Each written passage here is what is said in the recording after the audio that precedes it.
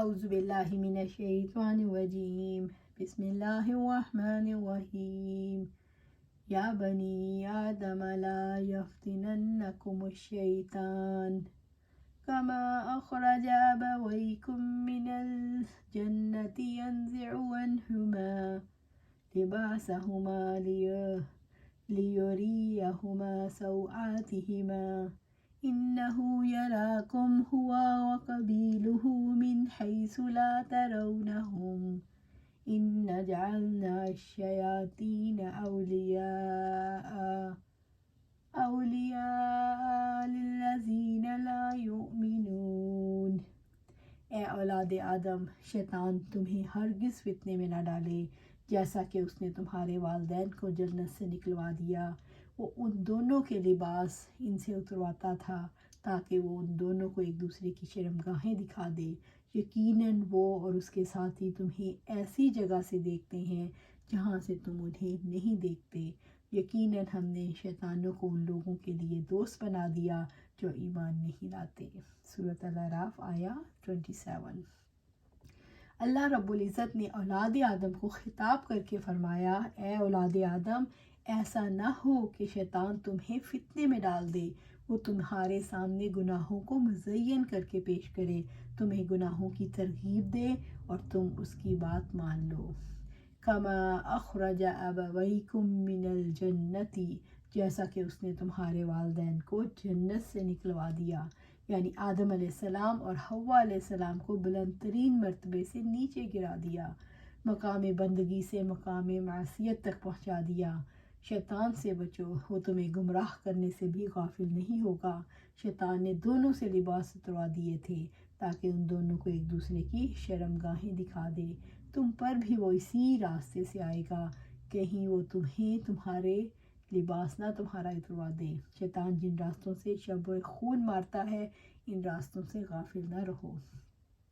شیطان انسان کو کس فتنے میں مبتلا کرتا ہے؟ شیطان انسان کو عریانیت کے فتنے میں مبتلا کرتا ہے۔ عریانیت کیا ہے؟ عریانیت حیوانیات کی ایک خصوصیت ہے۔ انسان عریانیت کی طرف کیسے مائل ہوتا ہے؟ انسان عریانیت کی طرف اسی وقت مائل ہوتا ہے جب وہ مقام انسانیت سے گر جائے۔ شیطان انسان کو کمزور مقامات سے گراتا ہے۔ انسان کے کمزور مقامات جنسی خواہشات اور مرتبے کے حصول کی خواہش ہے۔ شیطان انسان کی جنسی خواہشات کو ابھارتا ہے۔ وہ ایسے معصوم راستوں سے انسان کی طرف آتا ہے کہ انسان کا ان کی طرف گمان بھی نہیں جاتا۔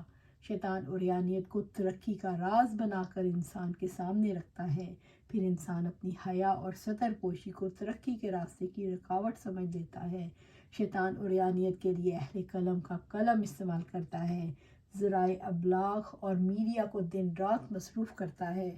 شیطان قلم اور میڈیا کے ذریعے انسان کی فطری شرم و حیا کو چھین لیتا ہے، جس کی وجہ سے انسان انسان ہے۔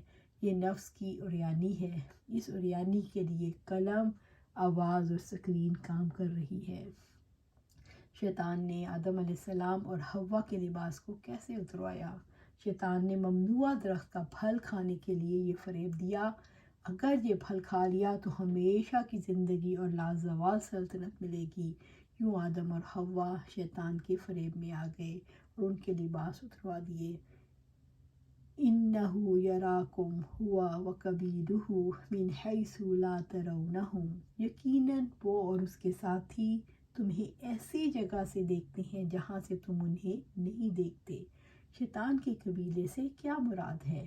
شیطان کی نسل۔ اللہ تعالیٰ نے انسان کو شیطان سے کیسے ڈرایا ہے؟ اللہ تعالیٰ نے یہ واضح کیا کہ شیطان اور اس کا قبیلہ تمہیں وہاں سے دیکھتے ہیں جہاں سے تم نہیں دیکھ سکتے، اس لیے وہ بہکانے کی زیادہ استطاعت رکھتا ہے۔ لہٰذا ہوشیار ہو جاؤ، محتاط ہو جاؤ، اور ایسا نہ ہو کہ وہ تمہیں بہکائے اور تمہیں پتہ ہی نہ چلے۔ ایمان کے ساتھ شیطان دوستی نہیں ہوتی۔ ایمان ہو تو یہ دوستی ایمان نہ ہو تو دوستی ہو جاتی ہے۔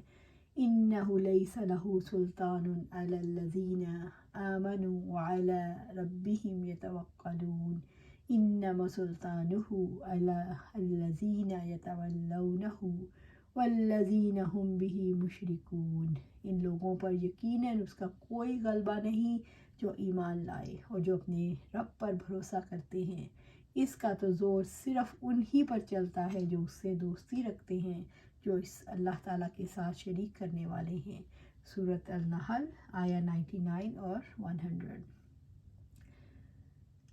آپ صلی اللہ علیہ وآلہ وسلم نے فرمایا، قضائے حاجت کی جگہیں شیطان کی حاضر ہونے کی جگہ ہیں، اس لیے جب تم میں کوئی قضائے حاجت کے لیے جائے تو اللہ تعالیٰ سے ان کلمات کے ساتھ یوں دعا مانگے، اعوذ باللہ من الخبث والخبائث، میں اللہ سے پناہ مانگتا ہوں شیطان سے، ان کے مردوں اور عورتوں سے۔ ان جعلنا الشیاطین اولیاء للذین لا یؤمنون، یقیناً ہم نے شیطانوں کو ان لوگوں کے لیے دوست بنا دیا جو ایمان نہیں لاتے۔ اللہ تعالیٰ نے شیطان کو ایمان نہ لانے والوں کا دوست کیسے بنایا؟ تقدیر پر ایمان نہ لانے والوں کو اللہ تعالیٰ نے شیطان کا دوست بنایا، شیطان کو ان کے ساتھ لگا دیا۔ شیطان دوست بن کر گمراہ کرتا ہے، شیطان اپنے دوستوں کو جدھر لے جانا چاہے لے جاتا ہے۔ شیطان کے مقابلے میں ایمان نہ لانے والوں کی کوئی مددگار اور معاون نہیں ہوگا۔ ابی بن کعب رضی اللہ تعالیٰ عنہ سے روایت ہے کہ آپ صلی اللہ علیہ وآلہ وسلم نے ارشاد فرمایا، وضو ایک شیطان ہے، وضو کا بھی ایک شیطان ہے جسے ولحان کہا جاتا ہے، اس لیے تم پانی کے متعلق وسوسہ ڈالنے والے سے بچو۔ سبحان اللہ۔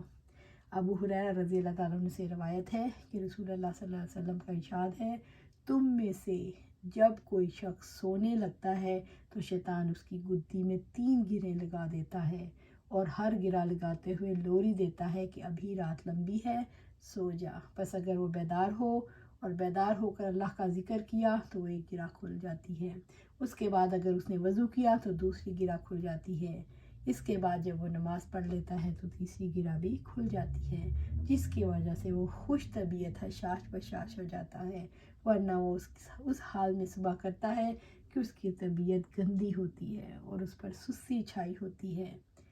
ابن مسعود رضی اللہ تعالیٰ عنہ سے روایت ہے کہ آپ صلی اللہ علیہ وسلم کے سامنے ایک آدمی کا ذکر ہوا کہ وہ صبح تک سوتا رہا اور نماز کے لیے نہ اٹھا، تو آپ صلی اللہ علیہ وآلہ وسلم نے فرمایا، یہ شخص ایسا ہے جس کے کانوں میں شیطان نے پیشاب کر دیا۔ وَمَا نُرْسِلُ الْمُرْسَلِينَ إِلَّا مُبَشِّرِينَ وَمُنذِرِينَ وَيُجَادِلُ الَّذِينَ كَفَرُوا بِالْبَاطِلِ لِيُدْحِضُوا بِهِ الْحَقَّ وَاتَّخَذُوا آيَاتِي وَمَا أُنذِرُوا هُزُوًا۔ اور رسولوں کو ہم خوشخبری دینے والے اور ڈرانے والے بنا کر بھیجتے ہیں، اور وہ لوگ جنہوں نے کفر کیا وہ باطل کے ساتھ جھگڑا کرتے ہیں تاکہ اس کے ذریعے سے حق کو نیچا دکھائیں، اور انہوں نے میری آیات کو اور جن سے انہیں تنبیہ کی گئی اسے مذاق بنا دیا۔ سورۃ کاف آیہ 56۔ وَإِذَا فَعَلُوا فَاحِشَةً قَالُوا وَجَدْنَا عَلَيْهَا آبَاءَنَا وَاللَّهُ أَمَرَنَا بِهَا قُلْ إِنَّ اللَّهَ لَا يَأْمُرُ بِالْفَحْشَاءِ أَتَأْكُلُونَ عَلَى اللَّهِ مَا لَا تَعْلَمُونَ۔ اور جب وہ کوئی بے حیائی کرتے ہیں تو کہتے ہیں ہم نے اپنے باپ دادا کو اسی پر پایا اور اللہ تعالیٰ نے ہمیں اس کا حکم دیا ہے۔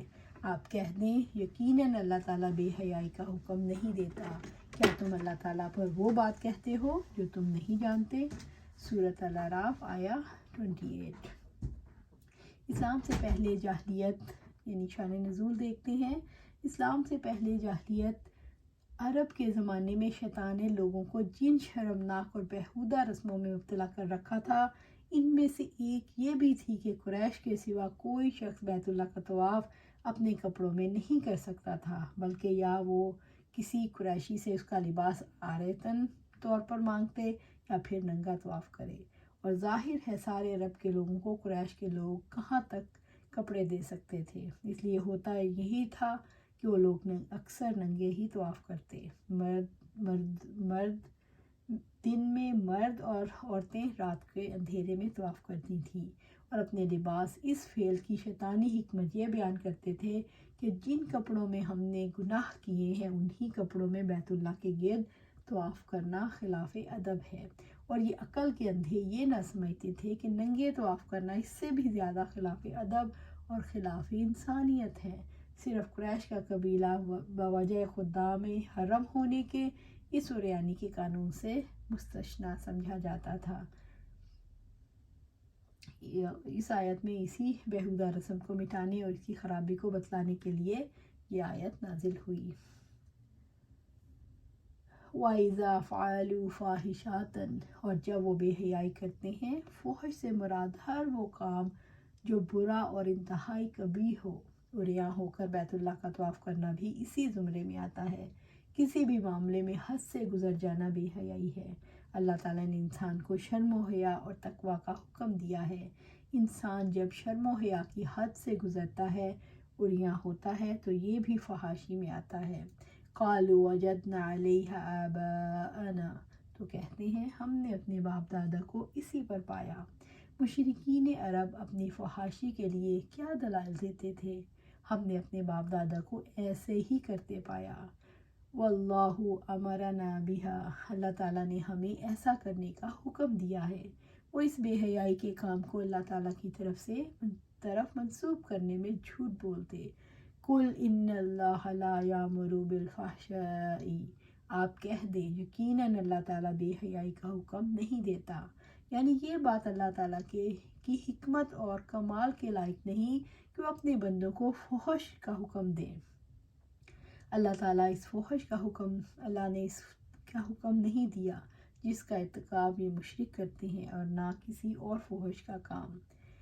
اللہ تعالیٰ نے فرمایا قل ان اللہ لا یامر بالفحشاء، آپ کہہ دیں یقیناً اللہ تعالیٰ بے حیائی کا حکم نہیں دیتا۔ جس رب نے حیا اور تقوی کا حکم دیا ہے وہ بے حیائی کا حکم کیسے دے سکتا ہے؟ مشرکین کو اطلاع کس نے دی تھی کہ اللہ تعالیٰ نے بے حیائی کا حکم دیا ہے؟ اللہ تعالیٰ کے احکامات اور قوانین تو اس کی کتابوں اور رسولوں سے پتہ چلتے ہیں۔ کوئی شخص کسی بات کا رخ اللہ کی طرف نہیں پھیر سکتا جب تک کہ وہ کتاب اللہ اور سنت رسول اللہ صلی اللہ علیہ وسلم سے ثابت نہ ہو، کیونکہ سند کے بغیر کوئی بات قبول نہیں کی جا سکتی، اور اس بات کی کوئی سند نہیں۔ اس لیے یہ ثابت ہوتا ہے کہ یہ بات انہوں نے خود کی اور اللہ تعالیٰ کی طرف منسوب کر دی۔ اتقولون علی اللہ ما لا تعلمون، کیا تم اللہ تعالیٰ پر وہ باتیں کہتے ہو جو تم جانتے نہیں؟ کیا تم اللہ تعالیٰ پر ایسی بات کہتے ہو جس کو جانتے نہیں ہو؟ یہ ہر جاہلیت کی خصوصیت ہے۔ نفس کی خواہشات سے ڈکٹیشن لینے والے اللہ تعالیٰ پر یوں ہی بات کیا کرتے ہیں۔ اللہ تعالیٰ سے دعا ہے کہ ہمیں اس جرم سے محفوظ رکھے، ہم وہی کریں جو اللہ سبحانہ تعالیٰ نے کہا ہے، اور اس سے باز رہیں جس سے ہمیں اللہ سبحانہ تعالیٰ نے منع کیا ہے۔